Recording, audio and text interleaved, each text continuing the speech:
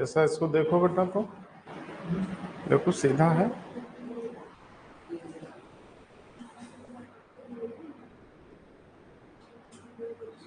सही है।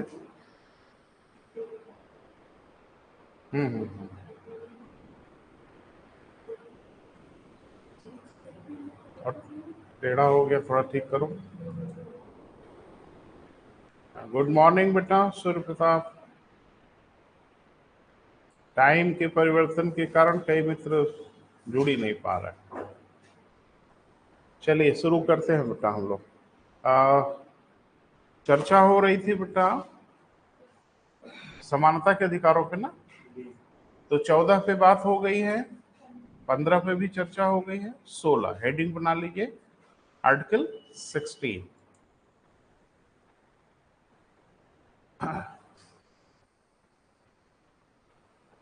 अगर लिस्ट से आप देखें बेटा तो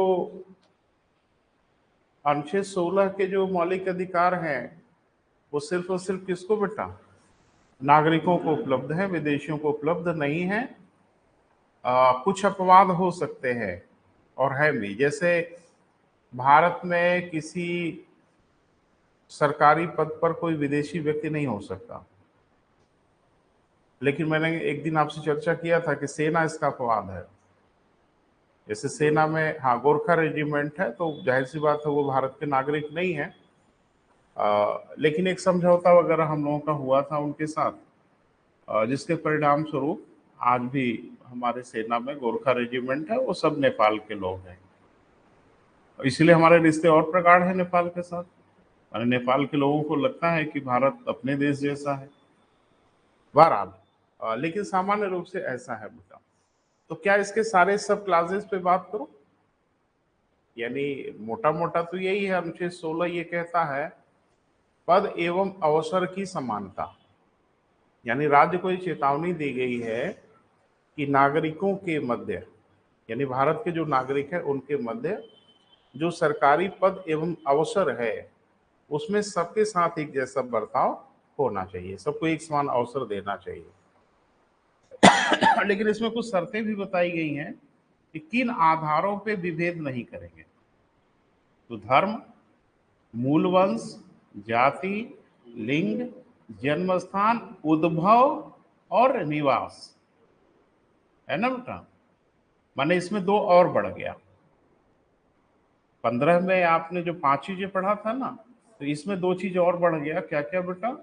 वो तो 5 है ही है, साथ में एडिशनल हो गया उद्भव और निवास। तो इसका मतलब है कि 16 का जो डायमेंशन है अब वो 15 से बड़ा है। यानी 15 में जिन आधारों को चुना गया था, 16 में वो आधार और व्यापक हो गए। तो थोड़ा सा बेटा लिखना पड़ेगा। बोले 15, 16 और 19, 29 और 30 हाँ नागरिकों को दिए जाते हैं। तो कल 15 में व्यक्तियों का वर्णन था। हाँ, वहां व्यक्ति से अभिप्राय जो है ना बेटा, मैंने बोला था ना पहले कि सामान्य रूप से जहां व्यक्ति है वो तो एब्सोल्युटली अगर आप डिमार्केट नहीं करेंगे तो वो तो सबको समझ में आएगा। लेकिन जो नागरिकों के लिए है, पहले ही बताया जा चुका है कि जो 15 है नागरिकों के लिए, तो नागरिकों में जो व्यक्ति बोला जा रहा है तो इसका अभिप्राय है कि जो नागरिक के लोग हैं उनसे अभिप्राय है, विदेशियों से आप। तो पहले ही दिन मैंने क्लियर कर दिया कि 15, 16, 29 और 30, तो अगर यहाँ व्यक्ति शब्द का प्रयोग हो भी रहा है तो उसका अभिप्राय भारतीयों से ही है, विदेशियों से नहीं है। क्लियर है बेटा? 16 में लिखें राज्य नागरिकों के मध्य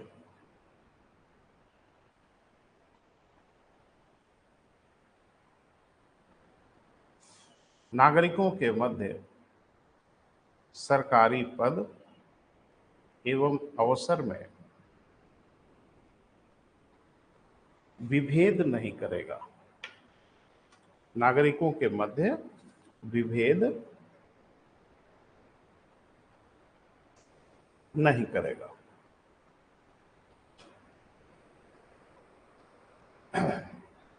क्लियर है बेटा? लेकिन एक बात मुझे बताइए कि अगर ये एब्सोल्यूट रहता, माने जो कहा गया है ये एब्सोल्यूट अगर होता, किंतु परंतु वाले प्रावधान नहीं होते, तो हम आरक्षण नहीं दे पाते किसी को, क्योंकि कम से कम 16 तो मना कर ही रहा है कि आप किसी भी आधार पर भेद मत करिएगा। लेकिन मैंने कहा था कि जो हमारे मूल अधिकार हैं वो अबाध नहीं है बेटा, उसमें युक्त आधारों पे प्रतिबंध लगाए जा सकते हैं। और मैंने आपको बोला था कि युक्त जो आधार होंगे, भाई आपका युक्त अलग हो सकता है, इनका अलग हो सकता है, हमारी सोच अलग हो सकती है। तो समस्या यह है कि आखिर जो युक्त यानी रिजनेबल जो वर्ड बोला गया, किस आधार पर रिजनेबल भाई? तो नीति निर्देशक तत्वों के आधार पर। यानी जब हम रिजनेबिलिटी को चेक करेंगे, ये देखेंगे कि क्या नीति निर्देशक तत्वों की भावनाओं को लागू किया जा रहा है कि नहीं किया जा रहा है। अच्छा एक चीज बताइए, नीति निर्देशक तत्व ये नहीं कहता कि सबको समान बनाने की कोशिश करनी चाहिए। अगर मोटा मोटा आप देखें तो आप डिमार्केट करोगे तो सब समान कैसे होंगे? मैंने एक दिन आपको बोला था कि समानता के नियम का कड़ाई से पालन करने से नहीं आती समानता बेटा, असमानता आ जाती है। कभी कभी असमानता का नियम पालन करने से समानता आती है। तो मुझे लगता है यहाँ वही सब लागू होगा। इसके सारे सब क्लास लिखा दें बेटा। देखो मुझे लिखाने में कोई आपत्ति नहीं है, संभालने में आपत्ति है। लिखने में तो बहुत मजा आता है कि 16(1), 16(2), 16(3), 16(4), 16(5), 16(6) लिखा देंगे, हैंडल कर लोगे।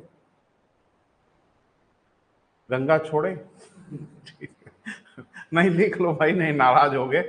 ये जो बात आपने लिखा है अभी, ये 16(1) में है, ठीक है। 16(1) ब्रैकेट में कर लो। चलो लिख ही लेते हैं पूरा, आपत्ति ना हो।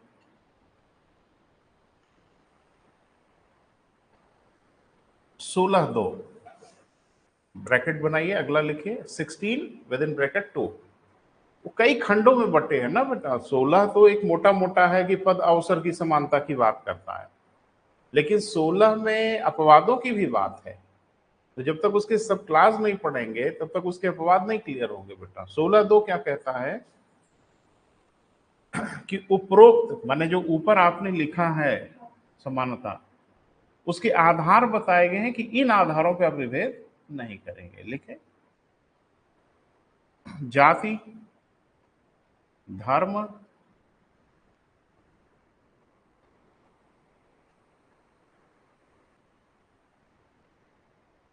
लिंग, स्थान, मूल वंश, कैठो हुआ गिनो, 5 हो गए। ये 5 तो वहां भी थे। इसमें 2 एडिशनल हैं, क्योंकि 2 एडिशनल हैं इसलिए इसको अंडरलाइन कर लीजिएगा। उद्भव एवं निवास के आधार पर विभेद नहीं करेगा,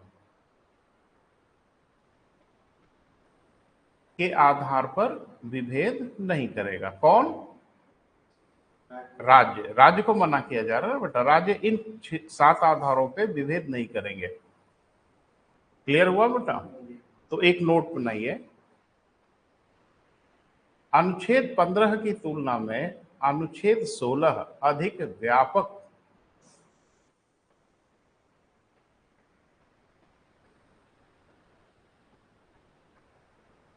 अनुच्छेद 15 की तुलना में अनुच्छेद 16 अधिक व्यापक अवधारणा का प्रयोग करता है। यहां व्यापक अवधारणा से अभिप्राय यह है कि एरिया ज्यादा कवर कर रहा है। क्लियर हुआ? ये तो हो गया बेटा, लेकिन अभी समस्या ये हो गई कि अब इसके अपवाद शुरू होंगे। जब हम लोग पढ़ाते हैं या लिखाते हैं तो थोड़ा शॉर्टकट लेना होता है, तो 16 में इकट्ठे बोल देते हैं कि राज्य, धर्म, मूल वंश, जाति, लिंग, जन्म स्थान, उद्भव, निवास के आधार पर भेद नहीं करेगा। हो गया 16। लेकिन ये डिमार्केटेड है बेटा, 16(1) और 16(2) आधारों पर बटा हुआ है। अब आगे आप जो भी देखोगे वो 16 के अपवाद हैं। ठीक है बेटा, पहले सुनिए फिर लिखिए। 16(3) ये कहता है कि यदि संसद चाहे, ध्यान से सुनना, ये राज्यों का अधिकार नहीं है, ये अधिकार किसका है बेटा? संसद का है। यदि संसद चाहे तो किसी राज्य की सेवाओं में राज्यों की नागरिकता का प्रावधान बना सकता है। पता नहीं समझ पा रहे हो कि नहीं? जैसे अभी आपके यहाँ यूपीपीसी का एग्जाम हो रहा है, क्या इसमें यह प्रतिबंध है कि महाराष्ट्र का व्यक्ति नहीं भरेगा, कर्नाटक का व्यक्ति आके नहीं भरेगा? ऐसा कोई प्रतिबंध नहीं है। बस हमारी परीक्षा का जो मापदंड है उस मापदंड को आप पूरा करते हो, क्योंकि मुझे लगता है कि परीक्षा के फॉर्म में कहीं कोई कॉलम नहीं है नागरिकता का। तो वो तो है ही है नागरिकता का, लेकिन नागरिकता का कॉलम तो कॉमन होगा पूरे भारत में, क्योंकि हर कोई लिखता है नागरिकता हमारी भारतीय होगी। इससे तो ये पता चलता ही नहीं कि आप कौन से प्रदेश के। लेकिन अगर निवासी पूछा जाए कि भाई एक कॉलम आपके फॉर्म में मिल जाए कि निवासी कहाँ के हैं, तो इसका मतलब है कि आप निवासी भी जानने की कोशिश कर रहे हो। लेकिन मुझे नहीं लगता कि फॉर्म में इस तरह के कॉलम होने चाहिए, और अगर होते हैं तो सिर्फ आंकड़े के संदर्भ में होते हैं, ताकि रिजल्ट आने के बाद ये पता चले कि कितने कितने लोग कहाँ के हुए। पता नहीं मेरी बात समझ पा रहे हो कि वो रिजर्वेशन वगैरह के पर्पज से नहीं होता बेटा, आरक्षण के पर्पज से नहीं होता, हो भी नहीं सकता। हो सकता है, लेकिन ये होगा तब जब संसद ऐसी विधि बनाएगी। कुछ राज्य हैं जिनके लिए संसद विधि बनाती है और ठीक भी है। उनकी स्थानीय जो शिक्षा दीक्षा का स्तर है बहुत ही निम्न है। अगर वो ऐसा नहीं करेंगे तो सारे नौकरी बाहर के लोग ले लेंगे। जैसे आप व्यवहार में देखें, मध्य प्रदेश में चले जाएं, एमपी में, एमपी में जितने वरिष्ठ अधिकारी हैं आज के भी डेट में आप जाके देख लो, सब यूपी या बिहार के।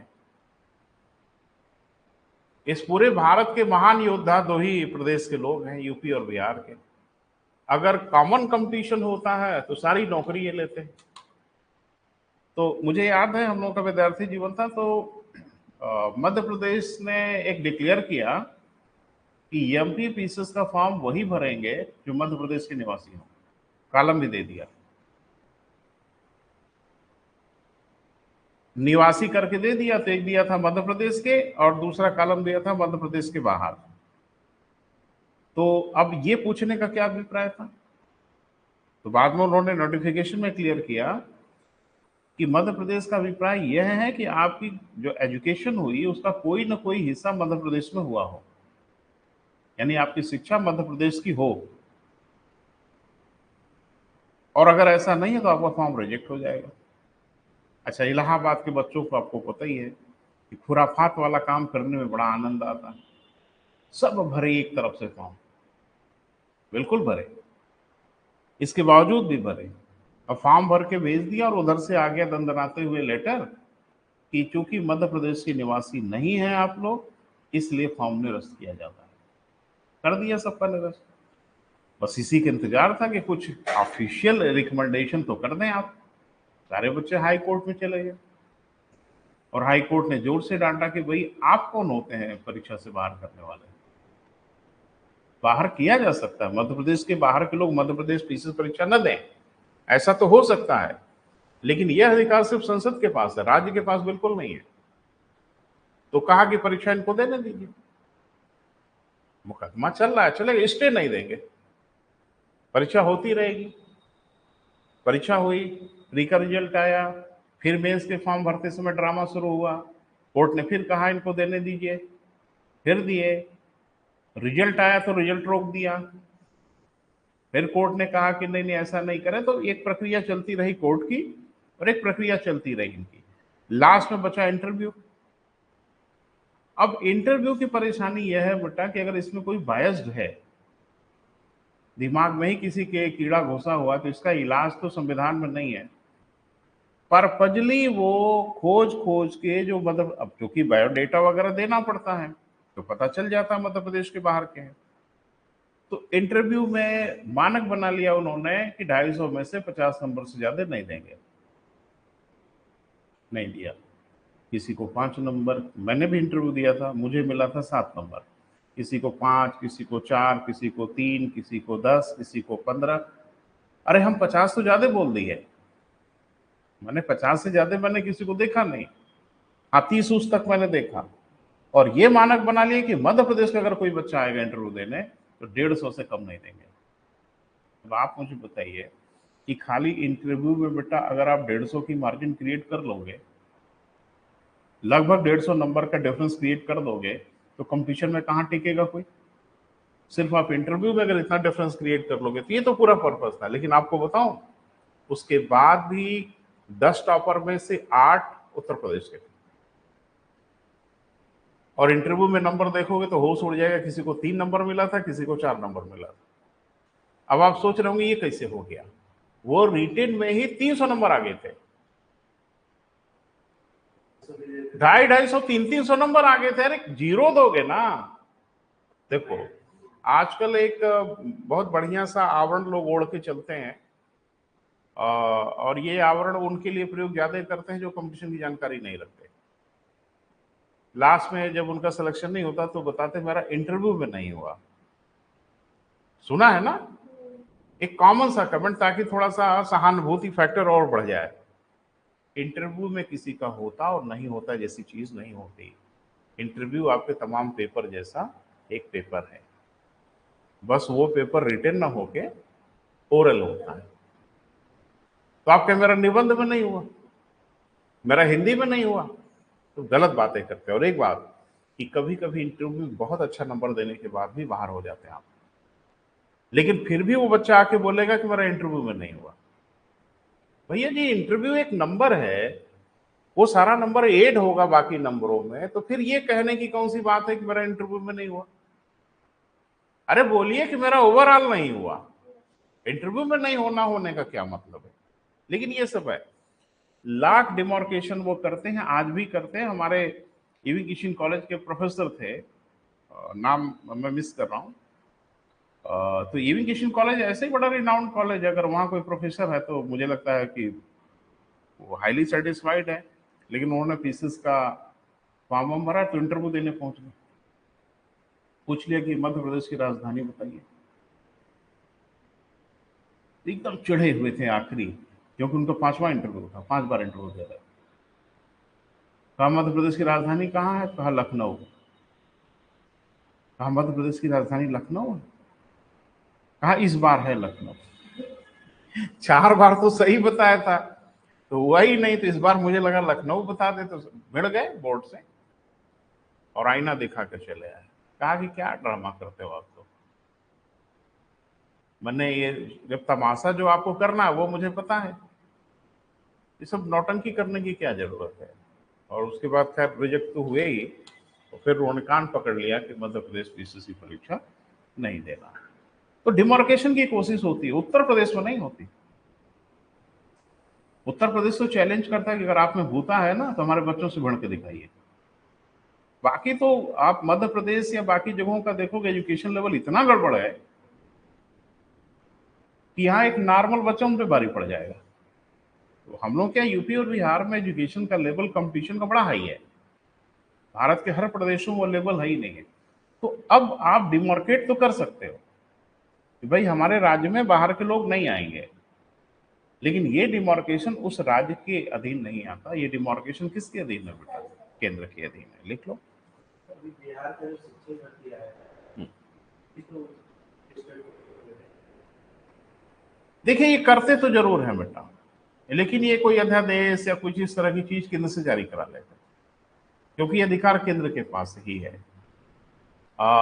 जैसे आप कांस्टेबल की भर्ती वगैरह देखते हो, तो उत्तर प्रदेश पुलिस में बिहार के बहुत ढेर सारे बच्चे।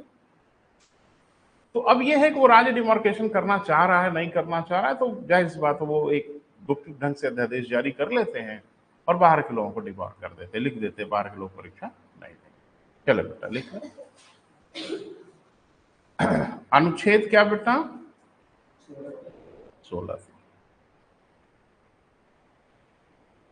संसद को यह अधिकार प्राप्त है कि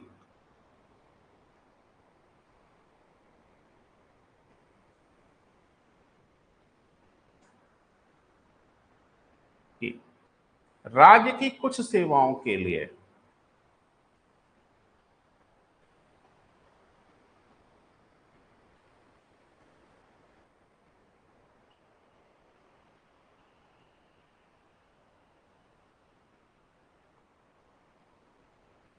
नागरिक होने की, सॉरी, उस सेवाओं के लिए निवासी होने की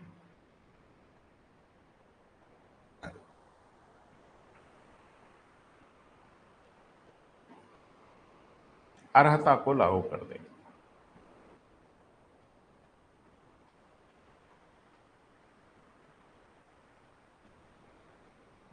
कुल मिला जुला के बेटा दिमाग में ये बैठाइएगा, और यही हाई कोर्ट ने पूछा भी था, क्योंकि हम तो व्यवहारिक चीज देखे थे, अभी तो आप संविधान में पढ़ते हो, तो उसमें हाई कोर्ट ने यही पूछा राज्य सरकार से कि आप किसी अन्य राज्य के लोगों को परीक्षा से बाधित कैसे कर सकते हैं।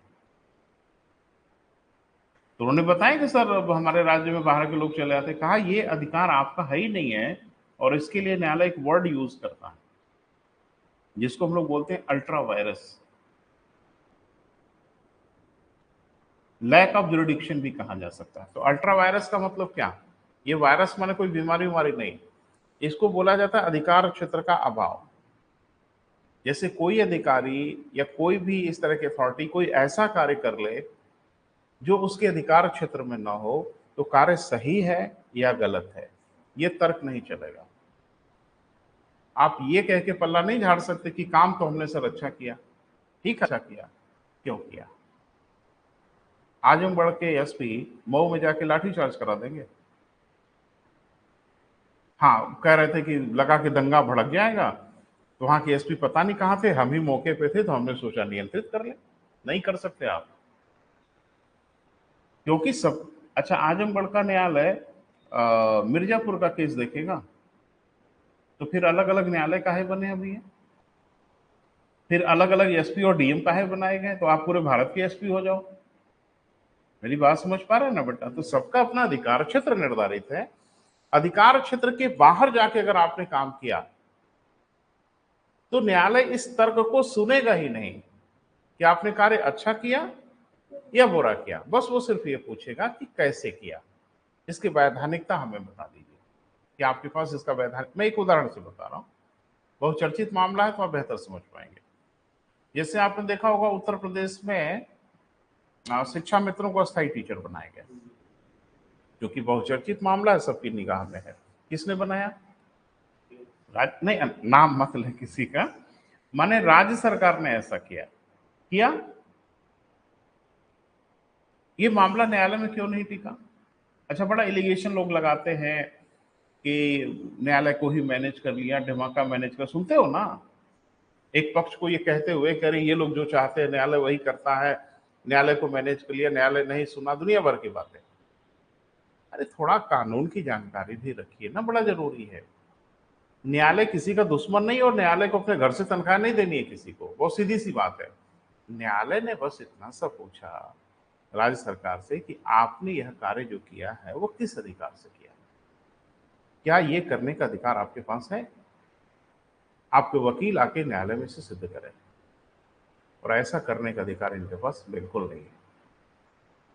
शिक्षक पात्रता परीक्षा, यह प्रावधान केंद्र ने बनाया ना बेटा।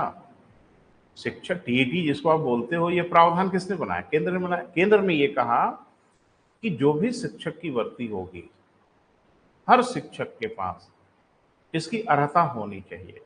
अब उसकी भर्ती कैसे राज्य करता है ये राज्य जाने, हम उसमें दखल नहीं देंगे। लेकिन हम सिर्फ इतनी प्रत्याशा करते हैं कि जो भी टीचर होगा उसके पास शिक्षक पात्रता परीक्षा होनी चाहिए, योग्यता होनी चाहिए।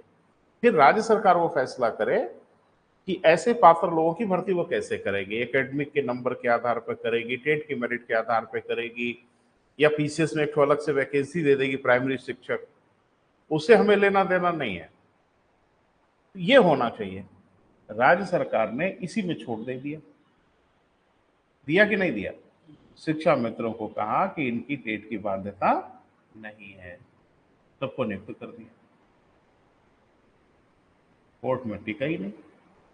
कोर्ट ने ये कहा कि इसमें छूट देने का अधिकार आपका था, टेट की अर्हता में छूट देने का अधिकार ये राज्य सरकार का है, केंद्र सरकार का। बस आप वकील साहब ये बता दीजिए। कहा रही सर मानवता के आधार पे, और इतने लोग उतने लोग 20 साल 15, ये सब क्या बेकार की दलील है?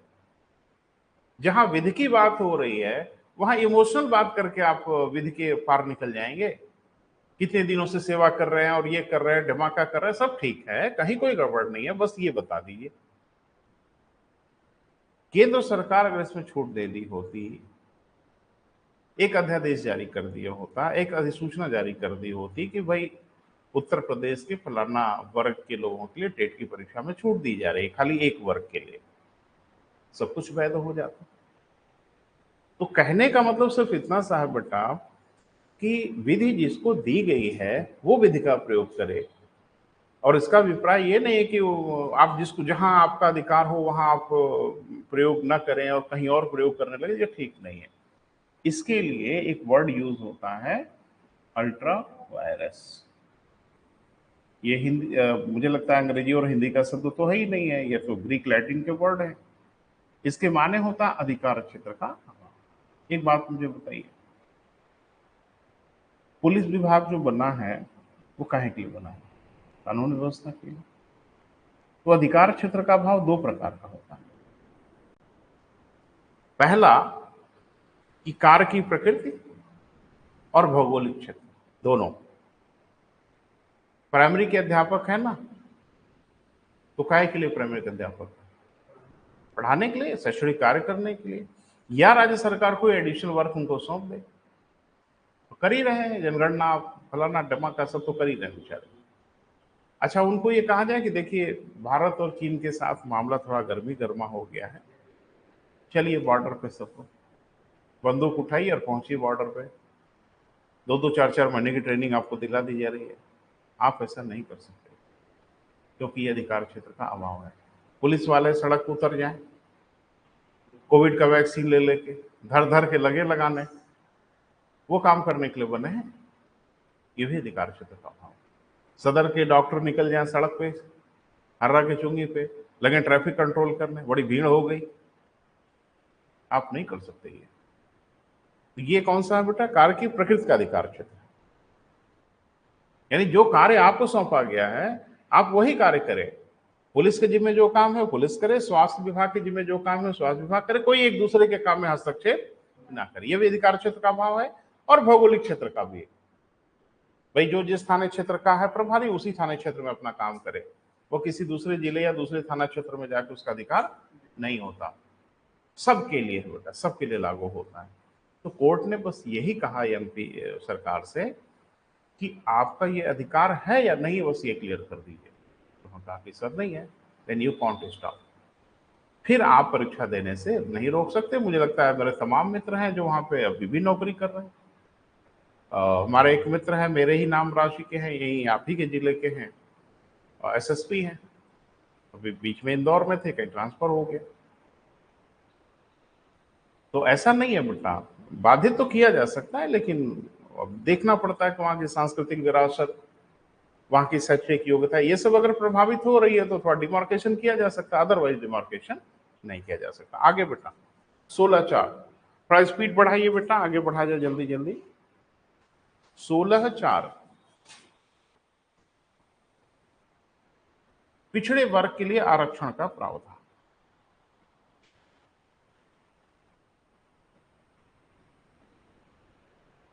पिछड़े वर्गों के लिए किसका बेटा? आरक्षण का प्रावधान।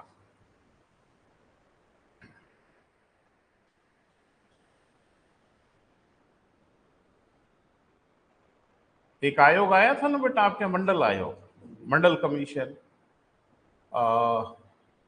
विश्वनाथ प्रताप सिंह थे उसमें प्रधानमंत्री, तो उन्होंने मंडल आयोग के रिकमेंडेशन को कहा लागू करते हैं, और फिर तमाम न्यायालय की प्रक्रिया शुरू हो गई। एक बहुचर्चित मुकदमा था, नाम सुना होगा, इंदिरा साहनी बनाम भारत साहनी।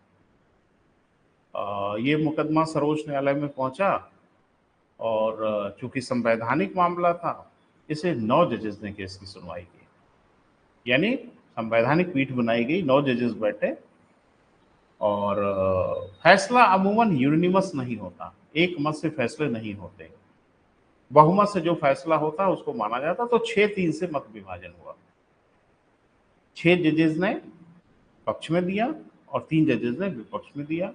साथ में एक शर्त जोड़ दिया कि आरक्षण 50% से अधिक नहीं होना चाहिए। क्लियर है बेटा?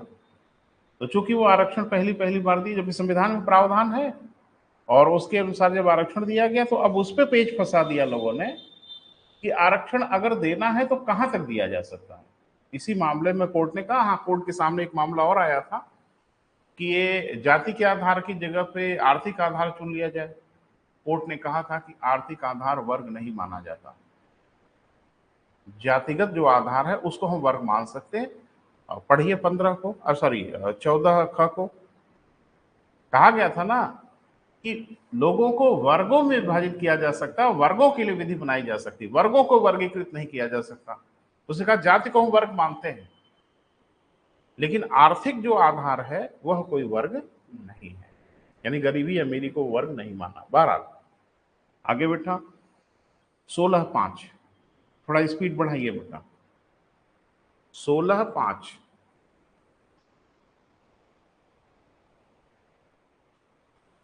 हाँ, राज्य धार्मिक तथा सांप्रदायिक संस्थानों में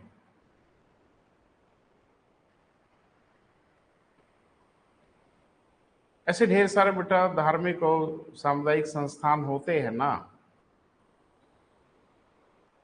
जैसे कोई ट्रस्ट है, कोई बोर्ड है, कुछ इस तरह के तमाम होते हैं जो धार्मिक और सांप्रदायिक आधार पर चीजें बने होते हैं। तो उसमें कहा कि इसमें जो नियुक्ति अगर करनी होगी वो धार्मिक आधार पे की जा सकती है। लिख लो,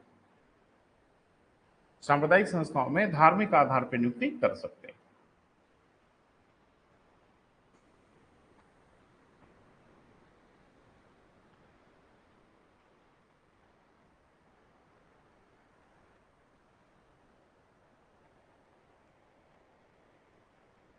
देखो एक नोट बनाओ बेटा, एक बड़ा जरूरी है, छूटने ना पाए। लिखे 16(4) में बेटा एक संशोधन हुआ है, ठीक है, 2 संशोधन हुए, 16(4) का और 16(4) का। 16(4) का जो संशोधन हुआ वो 77वें संविधान संशोधन हुआ 2005 में, और ये जो संशोधन हुआ है ये हुआ है बाद में संशोधन हुआ, माने 2000 के आसपास संशोधन हुआ। कभी नाम सुना है बैकलॉग का? जैसे देखते हैं ना कभी कभी वैकेंसी आती है तो लोग आपस में रिमर करते हैं बैकलॉग की भर्ती है, ये क्या है? सुना है कभी बैकलॉग की भर्ती? आइडिया नहीं लग रहा। एक्चुअली इसमें एक परेशानी ये थी ना बेटा कि कभी कभी जैसे कोई वैकेंसी भरी नहीं जा सकती थी या कैंडिडेट प्रॉपर नहीं मिले रिजर्वेशन कैटेगरी के, ऐसी ढेर सारी दशाएं आई हैं, जैसे अभी आपके यहाँ पेज फंसा हुआ है। प्राइमरी के अध्यापकों की जो नियुक्ति हुई इसमें भी कुछ गड़बड़ हो गई। अब इन लोगों से गड़बड़ हो जाती भैया तो समझ नहीं आता मुझे। तो उसमें ये कहा गया कि यदि आरक्षण श्रेणी की सीटें नहीं भरी जा पाती या किन्हीं कारणों से योग्य उम्मीदवार नहीं मिलते तो परंपरा ये रही है कि फिर सामान्य कैंडिडेट से उसको भर देते, जैसा कि इसमें भी आपने देखा कि भाई जो बाकी सीटें थी उसको सामान्य श्रेणी से भर दिया। तो ये परंपरा रही थी अब तक की, जो परंपरा का मतलब ये था कि कोई संवैधानिक प्रावधान था ही नहीं। तो आरक्षण श्रेणी की सीट अगर खाली हो रही है, योग्य उम्मीदवार नहीं मिल रहे हैं, जो मानक बनाया गया है, तो सामान्य श्रेणी से भर दिया जाएगा। तो 16(4) ख को संशोधित किया गया और इसमें यह कहा गया कि अगर ये सीटें खाली रह जाती हैं तो खाली रहेंगे, वैकेंसी कैरी ऑन होगी। क्लियर है? यानी उनकी वो सीट उस श्रेणी के बाहर नहीं जाएगी, खाली रहती है रहने दीजिए, लेकिन ये सीट उन्हीं की है और एक बार अलग से परीक्षा लेके उसकी भर्ती कर लीजिए, जिसको बैकलॉग की भर्ती करते हैं। और देखते होंगे बैकलॉग की जब भी भर्ती होती है तो सामान्य लोगों के लिए नहीं होती, वो एक रिजर्वेशन कैटेगरी के लिए होती है। तो थोड़ा लिख लें, एक सब हेडिंग बना लें, बैकलॉग की भर्ती।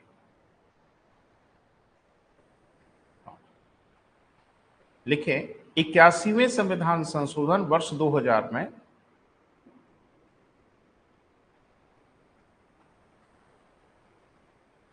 यह प्रावधान बनाया गया कि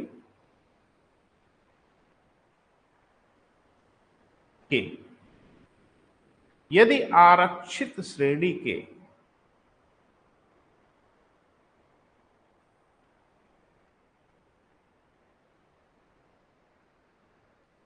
पदों की भर्ती पूर्ण न हो पाए तो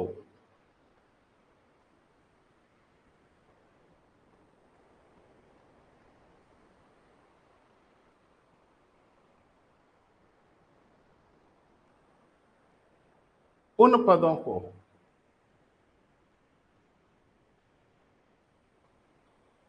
पृथक आधार पर परीक्षा के माध्यम से भरा जाना चाहिए।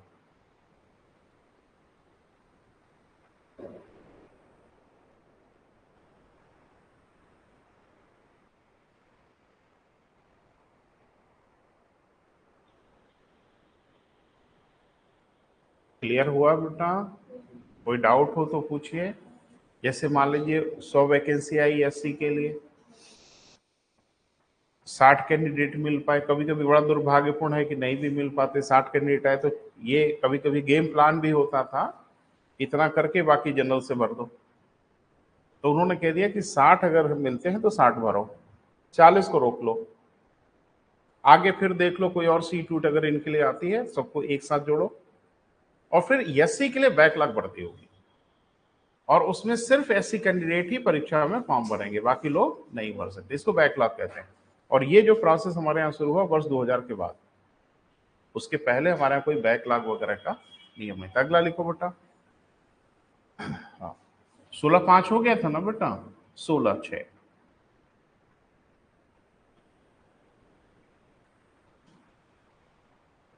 ये सबसे लेटेस्ट है बेटा, तो लेटेस्ट वाला लिखना बहुत जरूरी है ना? 103वां संविधान संशोधन चर्चा हो चुकी है बेटा। 103वां संविधान संशोधन वर्ष क्या बेटा? वेरी गुड, वर्ष 2019 के माध्यम से आर्थिक रूप से पिछड़े वर्गों के लिए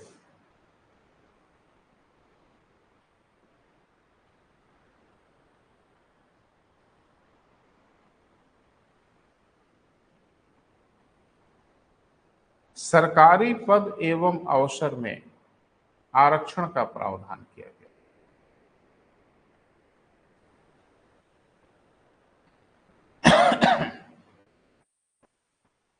आरक्षण का प्रावधान किया गया। सरकारी पद एवं अवसर में आरक्षण का प्रावधान किया गया। ब्रैकेट में EWS लिख सकते हो। तो आप कहोगे सर 15/6 भी तो था। नहीं, 15/6 में नौकरी में नहीं था, 15/6 प्रवेश में था, एडमिशन में था। तो 15/6 कहता है कि विश्वविद्यालय आदि में शैक्षिक संस्थाओं में प्रवेश के लिए आरक्षण मिलेगा, और 16/6 कहता है कि नौकरियों में आरक्षण देंगे। तो याद करना थोड़ा आसान है, दोनों में 6 ही है। वो 15/6 है, ये 16/6 है। हाँ, पहले पढ़ाएंगे फिर नौकरी देंगे, यही तरीका। आगे बेटा, अनुच्छेद 17 अस्पृश्यता का अंत या छुआछूत निवारण। अब सुनो एक बवाल, तभी इसको पढ़ाया जा सकता है, नहीं तो फिर दिक्कत होगी। अनुच्छेद 13 क्या कहता है बेटा? और स्पेशली 13(2) अब हमारे दिमाग से तो निकल गए, याद दिलाओ। हाँ ठीक है, भावना हम समझ गए। माने इसमें यही कहा गया कि संसद कोई ऐसी विधि नहीं बनाएगी जो मूल अधिकारों के असंगत हो। एक बात मुझे बताइए, 17 में कहा गया कि अस्पृश्यता का अंत हो।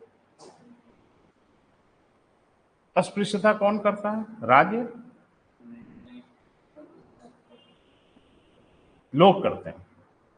तो मूल अधिकार तो राज्य के लिए है, लोग के लिए तो है ही नहीं। तो राज्य कह देगा मैं नहीं अस्पृश्यता करता भाई, लोग करते हैं तो करें। नहीं समझ पा रहे हो बेटा?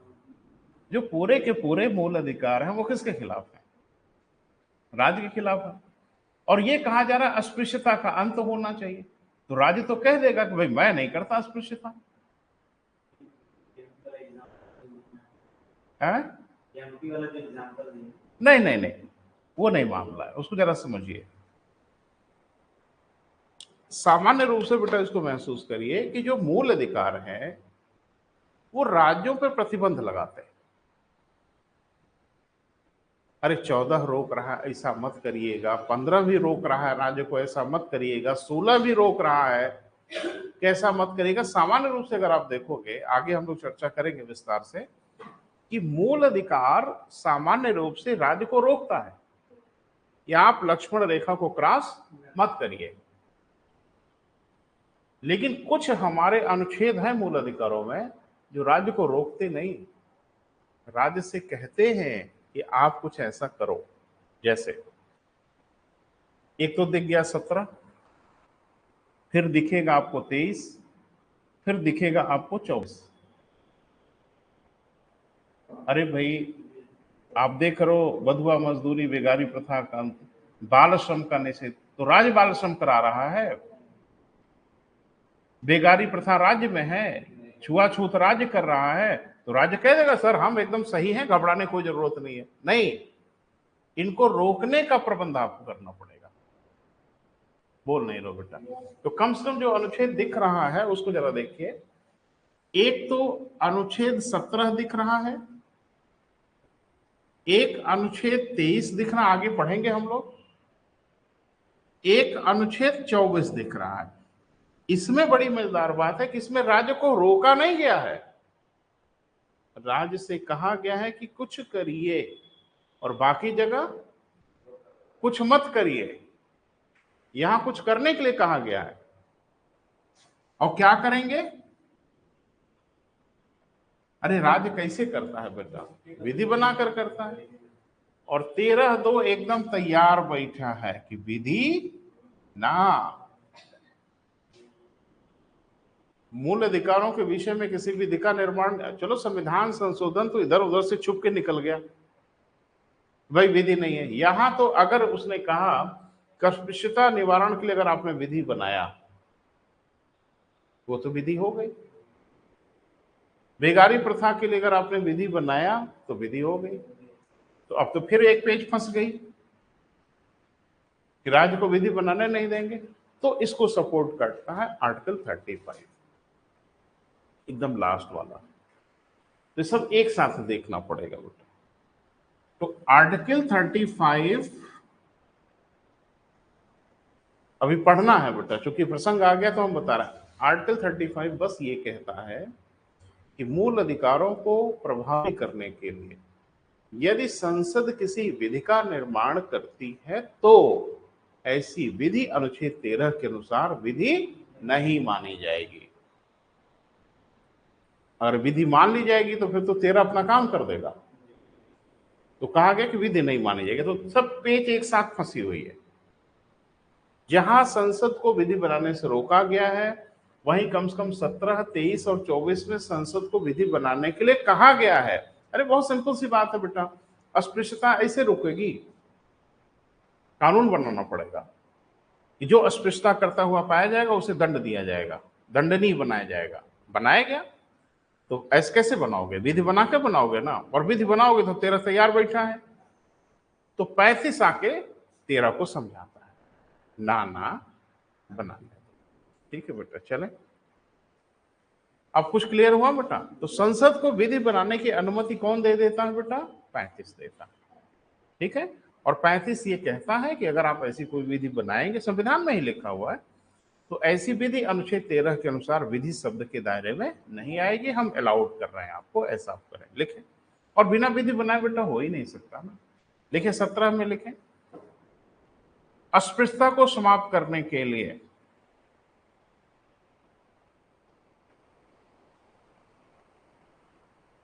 राज्य से यह प्रत्याशा की गई है कि, राज्य से यह प्रत्याशा की गई है इस विषय में किए गए किसी भी आचरण तथा व्यवहार को रोका जाए। इस विषय में किए गए किसी भी आचरण और व्यवहार को रोका जाए।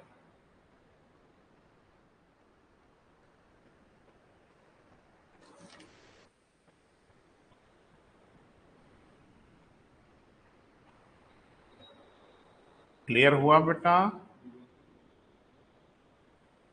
माने ये राज्य के जिम्मे ही सौंप दिया गया कि अब ये आपकी जिम्मेदारी है। तो यहां राज्य की जिम्मेदारी दी गई और बाकी जगह राज्य को रोका जा रहा है कि ना ना आप दूर रहिए, और यहां कहा जा रहा है नहीं नहीं ये आपकी जिम्मेदारी है। तो ध्यान रखना, जब हम लोग टीका टिप्पणी करते हैं तो कहते हैं कि मूल अधिकारों की जो प्रकृति है वो नकारात्मक है, नेगेटिव है। नेगेटिव मतलब हर जगह ना ना कहा गया, नहीं, नो, यही सब बोला गया ना। लेकिन कुछ जगह मूल अधिकार सकारात्मक, कम से कम 17, 23 और 24 में मूल अधिकार पॉजिटिव है, यानी उनको मना नहीं किया गया है, उनको कहा गया है कि आप कुछ करें। क्लियर है बेटा? लिखें। संसद ने 1955 में अस्पृश्यता निवारण अधिनियम पारित किया। संसद ने अस्पृश्यता निवारण अधिनियम पारित किया तथा इसे दंडनीय बनाया।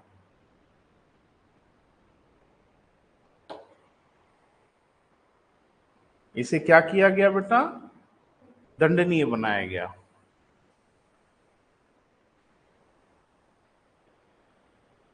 ठीक है बेटा? 1976 में इसे संशोधित किया गया, 1976 में इसे संशोधित किया गया।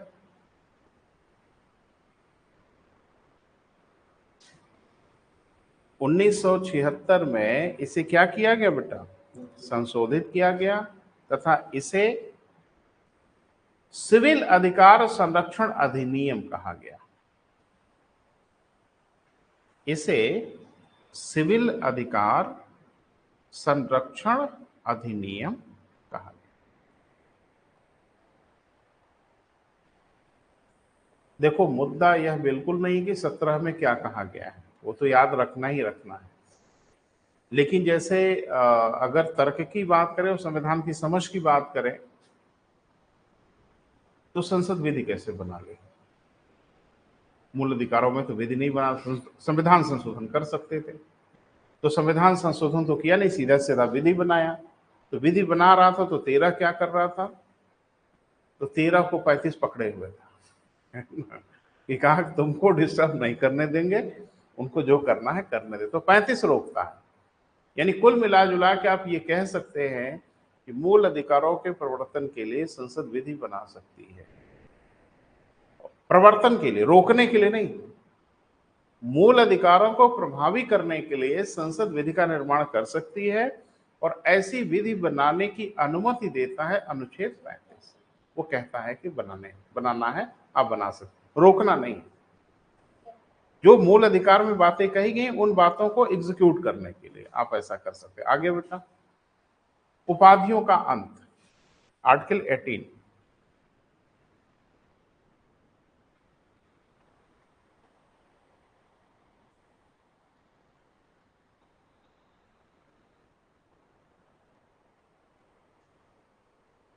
वैसे देखो, अभी तक जो मैं देख रहा हूं ना बेटा, वो सब क्लासेस वगैरह नहीं पूछ रहे हैं।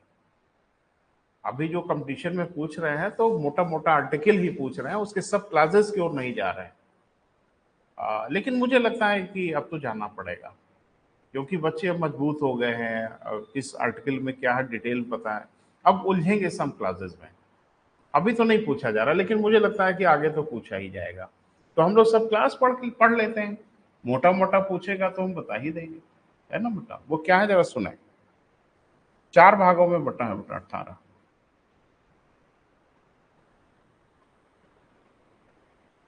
इसमें एक मुकदमा भी आया है सर्वोच्च न्यायालय में, और उस मुकदमे का नाम है बालाजी राघवन बनाम भारत संघ 1996 का मुकदमा है। तो ये मुकदमा दिमाग में रखिएगा, है बड़ा महत्वपूर्ण, इस पर चर्चा हम करेंगे।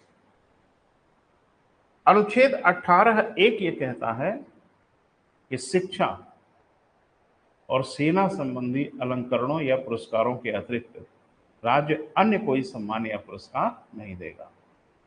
दो जगह अलाउड है, शिक्षा के क्षेत्र में और सेना के विषय में उपाधि दी जाती है। जिनको उपाधि दी जाती है बेटा, वो अपने नाम के आगे वागे ये उपाधि का प्रयोग भी करते हैं। जैसे किसी को अगर वीर चक्र मिला है सेना का तो लिखेगा, या सेना के पदों के जो नाम है, कर्नल है, मेजर है, लेफ्टिनेंट है, तो आप देखते होंगे सेना वाले अक्सर अपने नाम के आगे अपने पद का उल्लेख करते हैं, मेजर फलाना। कोई पूछता है क्या नाम है, तो नाम तो थोड़ा धीरे से बोलेंगे लेकिन जोर से बोलेंगे, मेजर। अरे नाम बोलो, नाम पूछा था, मेजर कर्नल तो पूछा नहीं था। वो अपने नाम के आगे अपना नाम लगाते हैं, जो सेना ने उपाधि उनको दिया है, वो पद की उपाधि है ना बेटा, वो लगाते हैं। शिक्षा के क्षेत्र में भी आप देखते हैं कि जो उपाधियां मिली होती हैं लोग अपने नाम के आगे लगाते हैं। डॉक्टर, प्रोफेसर लिखते ही है, मुझे लगता है ऑलमोस्ट सारे लोग लिख लेते हैं प्रोफेसर फलाना, डॉक्टर ढिमाका। तो ये क्या है? ये उपाधि है, राज्य द्वारा दी गई है। किन क्षेत्रों में दी गई है? सेना के विषय में और शिक्षा के विषय में। लेकिन और भी कुछ छोटी छोटी उपाधियां हमारे यहाँ, जैसे पद्मश्री, पद्म विभूषण, भारत रत्न, ऐसे तमाम उपाधियां राज्य देती है। ये लोग भी अपने नाम के आगे लिखते हैं, जो कि संख्या बहुत ज्यादा नहीं होती, लेकिन ऐसे लोग अपने नाम के आगे बड़े प्यार से अपनी उपाधि लिखते हैं। पद्मश्री फलाना, पद्म विभूषण ढिमाका, भारत रत्न। अब एक भारतीय को तो बड़ी चिढ़ होती है सब देख के, सामान्य जो भारतीय है, कोई बोले भारत भारत रत्न है हम। अरे भाई भारत रत्न लिख रहे हो तो इसका क्या मतलब है? हम लोग क्या है भारत के? भारत के कूड़ा, तो हम लोग अपने नाम के आगे यही लिख लिया करें? नहीं, कुछ ग्लानि होती है ना बेटा, असमानता का बोध होता है ना। और 14 से 18 तक यही कहा गया है कि ऐसी बातें होनी चाहिए जिससे समानता है। तो राज्य को कहा गया कि उपाधि जब आप किसी को, अंग्रेजों के जमाने की परंपरा है बेटा, वो उपाधि दिया करते थे, महाराजा, राय बहादुर, ये सब उपाधि देते थे। तो उनके जमाने की बातें थी। आज की डेट में आप किसी को महाराजा बोलोगे, बाकी लोग प्रजा हैं। और क्यों कोई भारत रत्न होगा भाई? आखिर हम लोगों को ग्लानि नहीं होती? सामने वाला अपने नाम के आगे लिखता है भारत रत्न, हम लोगों को लगता है यार हम लोग तो क्या हैं फिर भारत के। इसी बड़ा नाराज हो गए बालाजी राघवन, और इन्होंने सुप्रीम कोर्ट का दरवाजा खटखटाया। 1996 का मुकदमा है। उन्होंने सर्वोच्च न्यायालय से कहा कि सर हमारे फंडामेंटल राइट का वायलेशन हुआ है। तो सर्वोच्च न्यायालय बड़ा सचेत हो जाता है, जैसे ही वो सुनता है कि फंडामेंटल राइट का मामला है तो एकदम हाई अलर्ट पे हो जाता। कहाँ हुआ भाई? उन्होंने कहा कि सर आप बताइए, भारत रत्न वगैरह का ये उपाधि देते हैं, आपको नहीं लगता कि ये विभेद कर रहे हैं? सर्वोच्च न्यायालय ने कहा कि भाई इनकी बात सुनी जाएगी, बात में दम है। मैंने रिट को एक्सेप्ट कर लिया।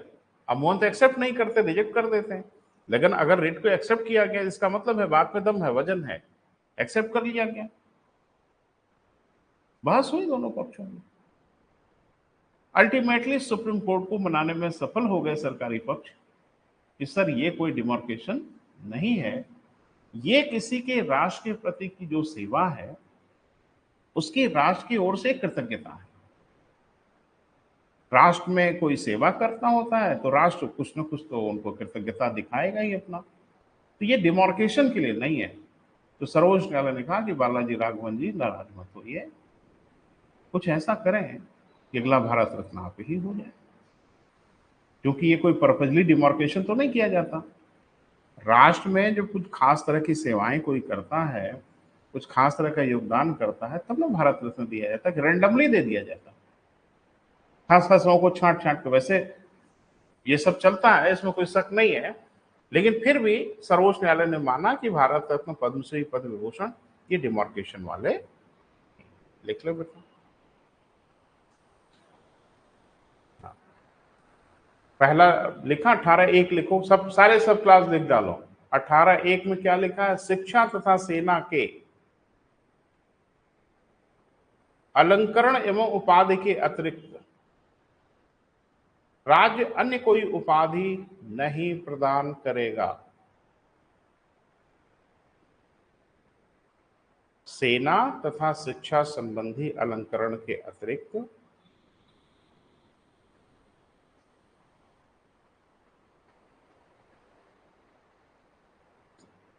अन्य कोई अलंकरण या उपाधि धारण नहीं करेगा। दो जगह छूट है बेटा, सेना के क्षेत्र में और शिक्षा के क्षेत्र में। एक नोट बेटा लिखना पड़ेगा।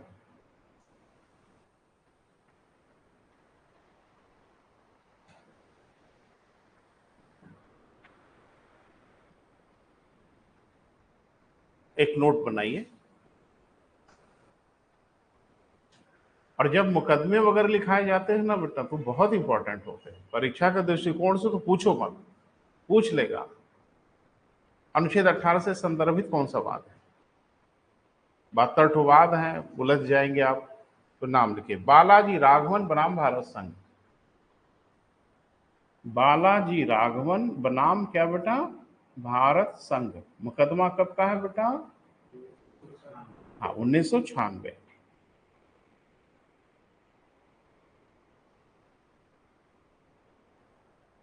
जिसमें न्यायालय ने भारत रत्न आदि उपाधियों को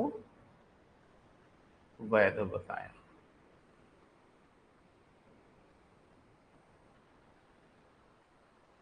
वैध मैंने ये बताया कि डिमार्केशन वाला नहीं है।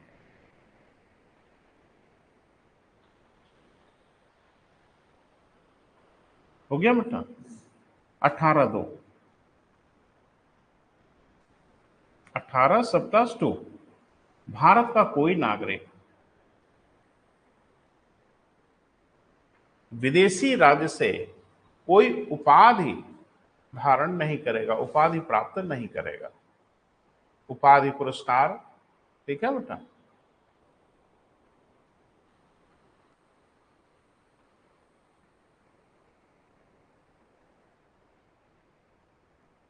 भारत का कोई नागरिक विदेशी राज्य से कोई उपाधि ऑब्लिक पुरस्कार प्राप्त नहीं करेगा। आपको नहीं लगता कि ये ज्यादती कर दिया? इसमें क्या आपत्ति थी भाई? अभी हमारे वो है ना कैलाश सत्यार्थी, नाम सुना है? नोबेल प्राइज मिला भाई उनको। तो नोबेल प्राइज भारत सरकार तो नहीं देती। और बाकी तो छोड़ दो, मोदी जी ही घूम घूम के सम्मान ले रहे हैं। अभी तो पैर वैर भी छुआ लिए। ठीक है, नहीं वो उन्होंने नहीं किया। एक्चुअल में वो विदेशी जो कूटनीति का एक मामला होता है कि आप उस देश की परंपराओं को समझें और उस परंपरा के अनुसार अगर कुछ करेंगे तो थोड़ा इंटीमेसी बढ़ जाए। बढ़ी गई। एक राष्ट्राध्यक्ष ने पैर छुआ और पूरी दुनिया के मीडिया में एकदम से फोटो वायरल हो गई। ये पैर वैर छूने की परंपरा हिंदुस्तान की है, दुनिया में कोई पैर वैर थोड़े छूता है। अमेरिका में तो हेलो डैड यही सब हो जाता है, काम चल जाता है। हमारे यहाँ तो ये सब नहीं चलता। हेलो डैड वैड बोले तो काम हो जाएगा तुरंत। 12 तो बड़ा अच्छा लगा। अभी आप देख रहे हैं सऊदीया और गल्फ कंट्री में भी गए थे तो ढेर सारे उनको सम्मान पुरस्कार वगैरह दिया गया। तो ये तो लग रहा है कि गलत हो गया। नहीं, गलत नहीं हुआ। कहा गया कि फोर्सफुल नहीं है। पहली बात, मैंने उम्मीद की जाती कि आप ऐसा ना करें, लेकिन अगर आप ऐसा करते हैं तो फोर्सफुल नहीं है। और आगे ये कहा कि ऐसा कर सकते हैं आप, राष्ट्रपति से पूर्व अनुमति लें। अगर कोई विदेशी राज्य से कोई पुरस्कार वगैरह आपको मिलता है तो आप ले सकते हो, लेकिन ऐसा राष्ट्रपति से पूर्व अनुमति लेके, यानी राष्ट्रपति से आप अनुमति ले लें। अरे प्रधानमंत्री के लिए तो हमेशा अनुमति ही है राष्ट्रपति की, कहाँ मना करने वाले हैं। ये सब क्यों है बेटा? कभी विचार किया? जैसे प्रथम दृष्टया तो लग रहा है कि अनर्गल चीज दिख रही है। नहीं, एक्चुअल में परेशानी यह है बेटा कि देश को तोड़ने और विभाजन करने वाली शक्तियां भी देश में सक्रिय रहती हैं। फिर उकसाने के लिए जो विदेशों की ढेर सारी जो शक्तियां हैं, ऐसे लोगों को कुछ पुरस्कार वगैरह दिलवाने लगेंगे या अपने देश का पुरस्कार दिलाने लगेंगे। मैं आपको बताऊं, अभी वो तसव्वुर राणा जो पकड़ा गया है अमेरिका में, ताज होटल पे जो हमले थे, वो पाकिस्तान की सरकार पे दबाव बना रहा था कि जितने लोग मारे गए उनको पाकिस्तान का सर्वोच्च पुरस्कार दीजिए। खैर वो तो मर गए थे, मरने के बाद जो भी हो। तो आप मुझे बताइए कि हमारे जो सेना के जवान हैं, सिक्योरिटी पर्सनल हैं, ढेर सारे आतंकवादियों को न्यूट्रलाइज करते हैं। अभी एक आतंकवादी था जो पोस्टर बॉय बना हुआ था कुछ साल पहले, आपने बुरहान वानी सुना था ना, तो वो तो मॉडलिंग कर रहा था, एक तरह से आतंकवादियों का मॉडल था, बंदूक लेके और पोस्टर और फोटो। अच्छा, बच्चे होते हैं जो इन सब चीजों से बड़ा प्रभावित होते हैं, तो उससे प्रभावित होकर टेररिस्ट बनने लगे। सेना ने न्यूट्रलाइज कर दिया। न्यूट्रलाइज का मतलब सेना वाले ये नहीं बोलते मार दिए, वो उनकी कॉमन लैंग्वेज नहीं है, तो बस इतना बोलते हैं कि 4 आतंकवादियों को सेना ने न्यूट्रलाइज किया। अब समझने वाले समझेंगे कैसे न्यूट्रलाइज किया। तो बुरहान वानी जैसे लोगों को पाकिस्तान तरह तरह का अवार्ड दे, तरह तरह का पुरस्कार दे, पूरी दुनिया में हाईलाइट करे, तो ऐसा नहीं कर सकते। अब जाहिर सी बात है, कैलाश सत्यार्थी को नोबेल पुरस्कार मिला होगा, राष्ट्रपति ने मना कर दिया होगा कि ना ना। अरे भैया जी, सबसे पहली बधाई राष्ट्रपति की जाती है। अगर आपको विदेशों से कोई इस तरह का ऑनर मिले, भारत के लिए सम्मान की बात हो, तो मुझे लगता है पहले सबसे पहली बधाई तो महामहिम की ओर से पहुंचती है आपके पास, कि महामहिम आपको ढेर सारी बधाई भेज रहे हैं, और उसी में नीचे एक लाइन दे दी जाती है कि अनुमति है। तो देश में ये तो सेलिब्रेशन का मामला है बेटा।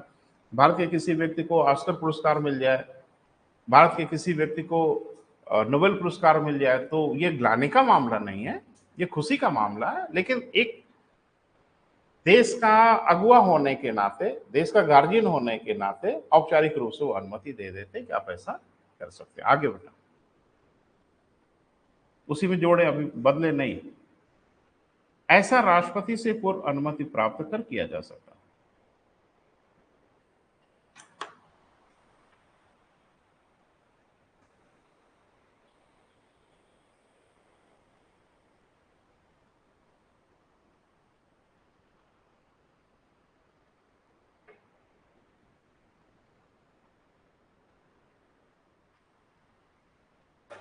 हो गया बेटा। अगला 18(3), भारत में यदि कोई विदेशी सरकार के अधीन किसी लाभ या विश्वास के पद पर हो तो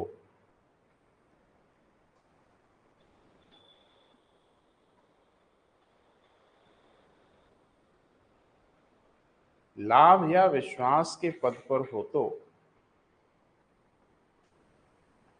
विदेशों से कोई उपाधि बिना राष्ट्रपति की अनुमति के नहीं प्राप्त करेगा।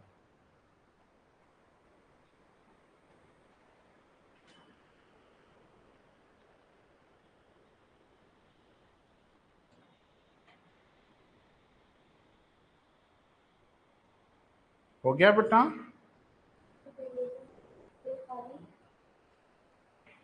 जैसे भारत में बेटा हो सकता है कि कोई विदेशी किसी सरकारी लाभ या विश्वास के पद पर हो सकते हैं।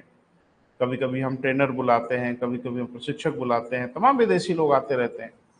तो भारत में अगर किसी लाभ या किसी विश्वास के पद पर अगर कोई विदेशी है, तो विदेशों से कोई उपाधि या पुरस्कार वह तब तक नहीं प्राप्त कर सकता जब तक भारत के राष्ट्रपति इसकी अनुमति ना दे दें। आगे बेटा।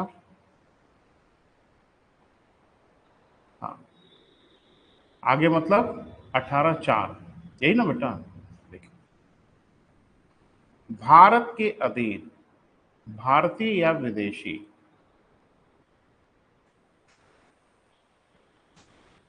लाभ या विश्वास के पद पर हो तो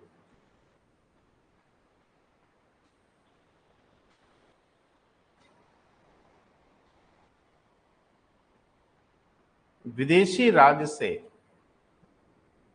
कोई उपहार, गिफ्ट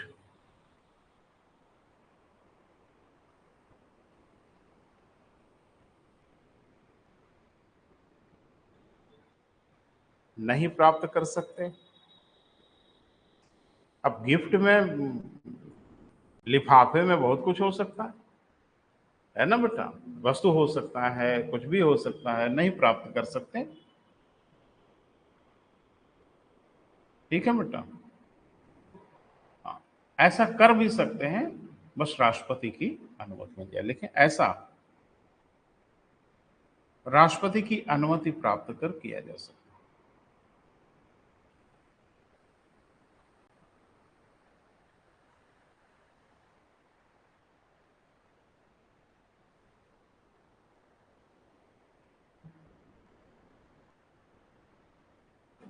क्लियर है बेटा? समझ में आया? अगर गौर से सोचोगे तो आपको समझ में आएगा कि ऐसा क्यों किया गया होगा। विदेशी फंडिंग होने लगेगी भैया, इसी के नाम पे विदेशी फंडिंग होने लगेगी कि अरे हो ही रही है। हमारे यहाँ तमाम मदरसे हैं, तमाम इस तरह के संस्थान हैं, विदेशों से धुआंधार पैसा आ रहा है। पैसा आ रहा है किसी और नाम पे और खर्चा हो रहा है किसी और नाम पे। ये तो हो ही रहा है, इतना बैरिकेड करने के बाद भी। तो ऐसा सिर्फ इसलिए किया गया कि मंशा नहीं खराब थी हम लोगों की। ऐसा सिर्फ इसलिए किया गया कि उनकी मंशा अगर खराब है तो हम उसको रोक लें। क्लियर है बेटा? तो ये समानता के अधिकार में हम लोगों ने 14 देख लिया, 15, 16, 17, 18। अगली हेडिंग बनाइए बेटा, स्वतंत्रता का अधिकार। थोड़ा सा लिख लिया जाए बेटा, 2 एक लाइन। अगला श्रेणी कौन सी है बेटा? स्वतंत्रता का अधिकार। कहां से कहां तक है बेटा?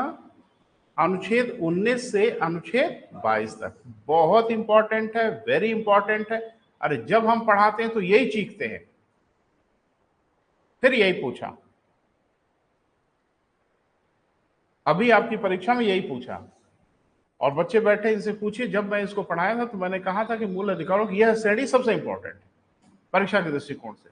घुमा फिरा के घेरते हैं यहाँ, क्या घेरेंगे मुझे नहीं पता, लेकिन कुछ ना कुछ तो घेरते हैं। घेर लिया, यही पूछ ही रहे हैं बेटा। फैशन चल रहा है इस समय, जैसे हम लोगों की कपड़े उपड़े का फैशन चलता है ना, वैसे कंपटीशन का फैशन चलता है। आजकल फैशन चल रहा है, जानते हो किसका? आजकल फैशन चल रहा है अनुच्छेद 20 का, अनुच्छेद 22 का। 20 और 22 लेटेस्ट ट्रेंड में है भैया। ठीक है, तो ट्रेंड कर रहे हैं ये। तो 20 और 22 पे सतर्क रहिए, क्योंकि आप अगर फैशन से चलते हो ना तो कंपटीशन भी फैशन से ही चलता है। अब ये छुआछूत की बीमारी जैसे होते हैं, एक जगह अगर दिखा तो अब ये हर कंपटीशन में दिखना शुरू करेगा। तो अभी सतर्क रहिए, सावधान रहिए। 12, समानता का जो अधिकार है, सॉरी, स्वतंत्रता का जो अधिकार है, मैंने आपको बताया कि कुछ अधिकार हैं जो नागरिकों को हैं। अरे भाई 19 जो है वो सिर्फ नागरिकों का, विदेशियों को नहीं है। लेकिन 20, 21 और 22 ये सबको है। तो स्वतंत्रता के अधिकार में से खाली एक अधिकार ऐसा है जो सिर्फ नागरिकों के लिए है। बाकी जो अधिकार हैं वो नागरिकों के लिए भी हैं और विदेशियों के लिए भी। ये सब डिमार्केशन दिमाग में रखिएगा बेटा। तो एक बात बताइए कि अनुच्छेद 19, 20, 21 और 22 में जो भी बातें कही गई होंगी वो हर बात कहीं ना कहीं आपको स्वतंत्रता की ओर लेके जाती होगी। स्वतंत्रता एक बड़ी विचित्र स्थिति है बेटा, जरा इसको समझना। क्योंकि एक की स्वतंत्रता कहीं ऐसा तो नहीं कि दूसरी की स्वतंत्रता को बाधित करे। तो दो स्वतंत्रता के बीच में एक बड़ी बारीक सी रेखा होती है। तो स्वतंत्रता के अधिकारों को इस आधार पर बाधित तो किया ही जा सकता है कि आप कहीं दूसरे की स्वतंत्रता को बाधित ना करें। आपको वाक अभिव्यक्ति की स्वतंत्रता है, बोल नहीं, आपको बोलने की स्वतंत्रता, जरा समझिए बेटा फिर हम लिखाते हैं। तो आपको अगर बोलने का अधिकार है तो किसी को कुछ न सुनने का भी अधिकार है। आप किसी को गाली नहीं दे सकते, और इस आधार पे आपको मुक्ति नहीं मिल जाएगी कि सर ये तो हम बोल रहे थे, हमको बोलने का अधिकार है तो हम माइक लगा के गरियाएंगे। नहीं गरियाएंगे, आप नहीं गाली देंगे आप किसी को। और अगर बेवजह आपने इलिगेशन किया तो उदाहरण आपको राहुल गांधी दिख ही रहे हैं, संस्था तक चली गई संसद की, मानहानि का दावा होगा, आप हमें डिफेम नहीं कर सकते। मंच पे माइक लगा के हमें आप बदनाम नहीं कर सकते। तो उन्होंने पूरे मोदी को बदनाम कर दिया, ये ना किया और क्या किया, और कौन सा अपराध किया भाई। उन्होंने कहा कि सारे मोदी ऐसे ही होते हैं, वो 2-3 मोदी उनको दिख गए, उसी में जनरलाइज कर दिया उन्होंने, गए काम से।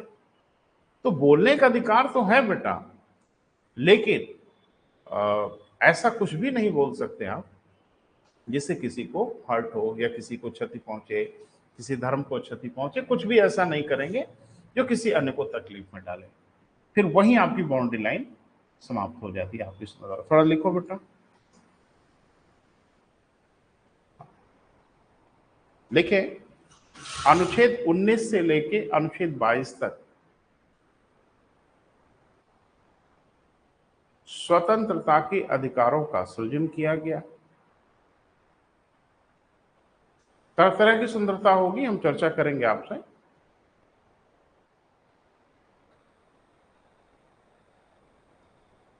देखो, इनिशिएट तो कर दिया जाए बेटा आज। लिखे, अनुच्छेद 19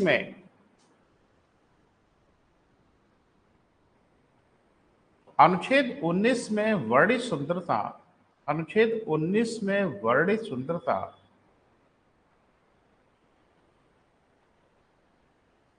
मात्र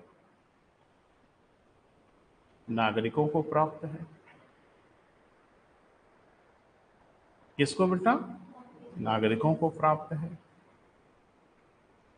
तथा यह वैयक्तिक सुंदरता है, पर्सनल फ्रीडम की बात करता है, समूह की बात नहीं करता बेटा, ध्यान रखना।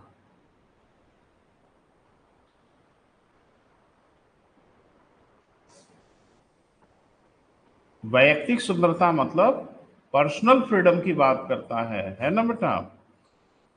अब यहां पे पेज फंस जाती है कि व्यक्तिगत सुंदरता की कहां तक लिमिट बनाई जाए जो किसी अन्य की व्यक्तिगत सुंदरता को बाधित ना करे। जरूरी है ना बेटा, तो ध्यान रखना। 19(1) में, सुनो फिर अभी लिखते हैं। 19(1) में व्यक्तिगत सुंदरता की बात की गई, लेकिन 19(2) से लेके और 19(6) तक, यानी 19(2), 19(3), 19(4), 19(5), 19(6) तक, इन्हीं पे प्रतिबंध लगाने की बात की गई। और युक्त युक्त आधारों पे आप कोई सम्मेलन करना चाहते हैं, और सम्मेलन अगर देशद्रोह की बात किया और देश के विभाजन की बात किया, या इस तरह के आप व्यक्ति हैं, तो आपका सम्मेलन नहीं होने पाएगा। सम्मेलन में कुछ ऐसी, माने जगह जगह प्रतिबंध लगाया गया बेटा।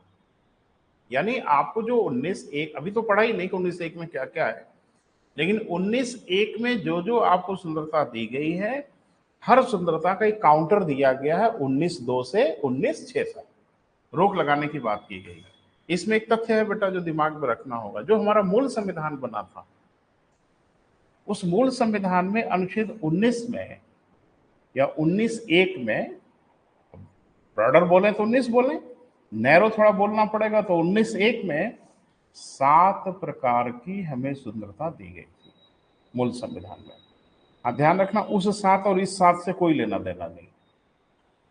19(1) में संविधान ने भारत के नागरिकों को 7 प्रकार की व्यक्तिगत सुंदरता दिया था, जो 44वें संविधान संशोधन से 19(1) को हटा दिया। अब अनुच्छेद 19(1) में कुल 6 प्रकार की व्यक्तिगत सुंदरताएं हमारी बची हैं, और 6 बची हैं, उधर 6 प्रतिबंध भी है, 19(2) से 19(6) तक। तो थोड़ा लिखे बेटा। अनुच्छेद 19(1) में शुरुआत कर देते बेटा। अनुच्छेद 19(1) विदिन ब्रैकेट 1 में मूल संविधान में कुल 7 प्रकार की व्यक्तिगत सुंदरताएं दी गई थी। कुल कितने प्रकार की बेटा? 7 प्रकार की व्यक्तिगत सुंदरता दी गई थी।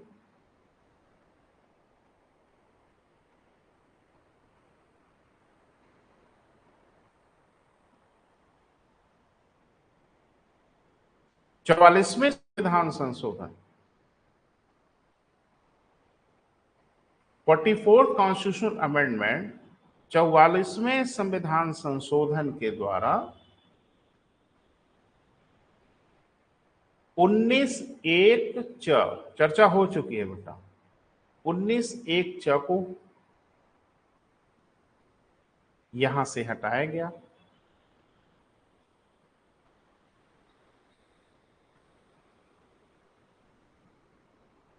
वर्तमान समय में अनुच्छेद 19(1) में वर्तमान समय में अनुच्छेद 19(1) में नागरिकों को 6 प्रकार की स्वतंत्रता प्राप्त है।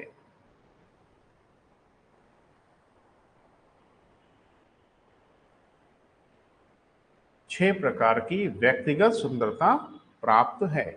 क्लियर हुआ बेटा? एक नोट बनाइए नीचे और आज की क्लास समाप्त करते हैं। एक नोट लिखिए।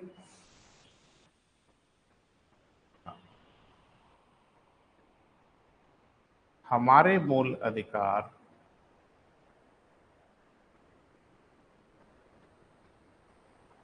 अर्थात 19(1) में वर्णित, अर्थात 19(1) में वर्णित व्यक्तिगत स्वतंत्रताएं अबाध नहीं हैं।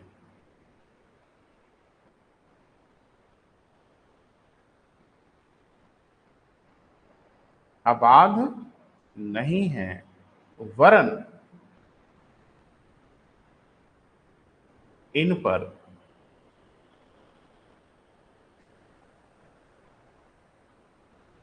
उन्नीस 2 से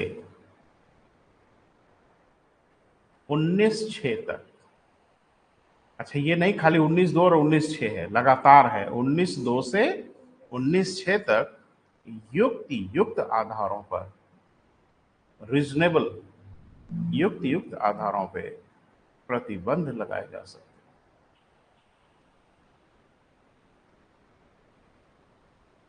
क्लियर हुआ बेटा? युक्त आधारों पे प्रतिबंध लगाए जा सकते हैं। क्लियर है? कुल मिला जुला के आप देखोगे तो हरी जगह आगे थोड़ा बढ़ा ही है।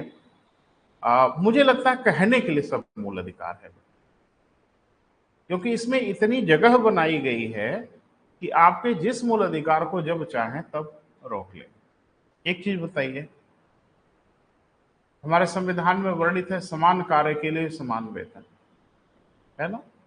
ये भी आपका एक तरह का अधिकार ही है। तो समान कार्य के लिए कहां समान वेतन है? शिक्षा में तो उसी प्रकार का कार्य कर रहे हैं लेकिन उसी प्रकार का वेतन बिल्कुल नहीं है। कहां दलील दोगे? कहीं जगह बना लेंगे और जगह बना के आपको रोक देंगे। तो संविधान में बड़ी ढेर सारी बातें हैं जो मुझे लगता है सिर्फ पढ़ने के लिए बड़ी अच्छी लगती हैं। व्यवहार में चीजें कुछ इधर उधर हो ही जाती है। नजीर दी जाती है, उदाहरण दिए जाते हैं, लेकिन कभी कभी न्यायालय उन उदाहरणों को एक्सेप्ट भी कर लेता है, कभी कभी न्यायालय उन उदाहरणों को नहीं भी मानता है। भाई हम नहीं मानेंगे, हाँ ना मानने के उसके पास रीजंस होते हैं, वो रीजन को गिना देता है। तो कहने का मतलब कुल यही है बेटा कि जो मूल अधिकार हमारे हैं वो है ही हैं, लेकिन हम अमेरिका वाले मूल अधिकार नहीं है। हमारे हर मूल अधिकार है भी नहीं भी है, वो जब चाहेंगे तब नहीं होगा। सड़कों से पुलिस उठा ले जाती है। अरे भाई, एक बार वाकया तो हम ऐसा देखे कि खुद ही परेशान हो गए। अब तो बड़ी नई नई आधुनिक गाड़ियां हो गई हैं पुलिस के पास। तो कुछ दिन पहले मैंने सुना एक सूमो आई, सूमो माने एक व्हीकल है जिसमें से 4-5 लोग उतरे और एक आदमी को सड़क पर से खींच के उठा लगा गाड़ी में बैठा। अब पब्लिक जब ये सब नजारा देखेगी तो पब्लिक को क्या समझ में आएगा? किडनैपिंग का मामला दिख रहा सीधे सीधा, अपहरण हो गया किसी का। कुछ गाड़ी से आए लोग और किसी को खींच के लेके चले गए। फिर उनके घर वाले एकदम परेशान हो गए कि अरे भाई, तो तुरंत भागे भागे थाने में गए। उन्होंने कहा FIR लिखिए, अपहरण हो गया। कहा नहीं लिखेंगे। कहा क्यों? कहा हम ही लेके आएंगे। तो अपहरण थोड़ी हुआ था, एसटीएफ वालों ने उठा लिया। कहाँ लिखा हुआ है आपके संविधान? क्या आप सड़क पे चलते हुए किसी वक्त को उठा लेंगे? उठा ही लेते हैं। आजकल आप एक चीज और नोटिस कर रहे होंगे कि जैसे एक बड़ा कंट्रोवर्सी है कि अभी एक बहुचर्चित घटना हुई इलाहाबाद में, प्रयागराज में, आपने देखा है कि उसमें कई लोग एनकाउंटर में मारे गए। टीवी से लेके मीडिया तक एक डिबेट शुरू हो गई कि पुलिस ऐसे पकड़ के मार सकती है क्या किसी को? पुलिस ने कहा हम पकड़ के कहा मार रहे हैं भाई, ये कहां से दिमाग में आ गया आपके? हम तो गए उनसे कहे कि देखिए आपके ऊपर इतना रुपया रुपया का इनाम उनाम है, हम आपको आए हैं पकड़ने, अब चलिए हमारे साथ। तो चलने की जगह पे बंदूक निकाल के गोली चलाने लगे हमारे ऊपर, जबकि हम मना भी किए कि मत चलाइए गोली, लग उग जाएगी, हम मर वर सकते, फिर भी नहीं माने। तो प्रत्युत्तर में हमने भी गोली चलाया, लेकिन हमने गोली चलाया गिरफ्तार करने के लिए। इसीलिए अक्सर आजकल हमारी गोली पैर में ही लग रही है। हाँ, निशाना ठीक हो गया, प्रैक्टिस कराई गई है, ठीक है, कि भाई एक पर्टिकुलर प्लेस पे गोली लगे, लग रही है। कहाँ वो शरीर में गोली लग रही है? पैर में लग रही है। तो क्यों गोली चलाया था?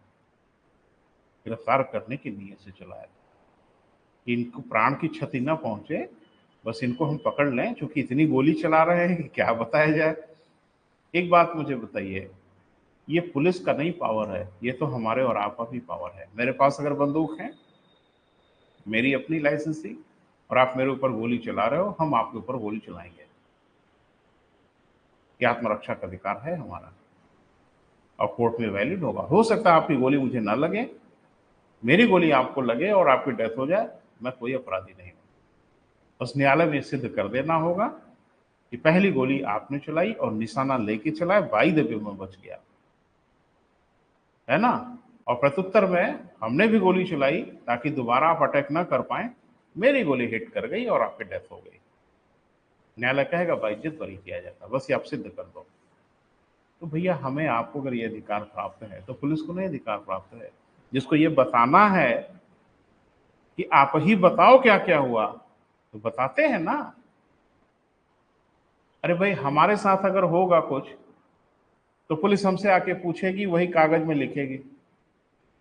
बोल नहीं रहो बेटा, हमारे साथ किसी की गोलाबारी अगर हुई तो मौके पे पुलिस पहुंचेगी और पुलिस ये जानने की कोशिश करेगी कि क्या हुआ। वो साक्ष्यों से पूछेगी, गवाहों से पूछेगी कि क्या हुआ बताओ। तो लोग बताएंगे कि साहब एक जने गाड़ी से आए और इनके ऊपर लगे ताबड़तोड़ गोली चलाने, बेचारे तो इधर उधर जान किसी तरह से बचाया, और फिर ये भी बंदूक लिए थे और निकाले बंदूक और इन्होंने भी फायर किया, कार वाला मारा गया। तो पुलिस अब केस लिखेगी, मेंटेन करेगी कि क्या हुआ, लेकिन पुलिस कहेगी हम नहीं निर्णय करेंगे। अब ये जाएगा न्यायालय में, जज साहब बताएंगे कि आत्मरक्षा में आपने गोली चलाया और अपनी जान बचाई, तो क्या ये अपराध है या आपको? तो न्यायालय कह देगा अगर ये सिद्ध हुआ, तो हमसे पूछ के लिखेंगे ना। अरे जिनको खुद ही लिखना हो अपनी करतूत, वो तो हमारी करतूत खुद लिखेंगे, लेकिन उनको अपनी करतूत अगर खुद लिखना हो तो क्या लिखेंगे? आपको नहीं समझ में आ रहा है? वो बताएंगे कि 3 लोग बाइक से जा रहे थे, हमने हाथ जोड़ के कहा कि देखिए आप रुक जाइए, हम लोग पुलिस वाले हैं, नहीं माने, बंदूक निकाले, हमारे ऊपर गोली चलाने लगे, फिर भी हम कहे कि रुक जाइए रुक जाइए, नहीं माने, हम भी चला दिए। 2 ठो मारे गए, 1 ठो भाग गया। कॉमन स्टोरी है ये, एक यूनिवर्सल कहानी है। कहीं बाइक वाइक गिरी उरी आपको दिख जाएगी, यही हर जगह दिख रही। ये जा रहे थे, हमने रुकने के लिए कहा, वो रुके तो छोड़ दीजिए, हमारे ऊपर गोली चलाने लगे। अब हम बड़ा मन महसूस की गोली चलाए, क्या बताएं, रोकने की नीयत से, लेकिन हमारी भाग दौड़ में इधर उधर बुलेट लग गई और सो इनकी डेथ हो गई। ये तो यूनिवर्सल कहानी है बेटा, मुझे लगता है सत्य से सब वाकिफ हैं, है ना? गाड़ी वाड़ी किसी की कभी भी पलट सकती है।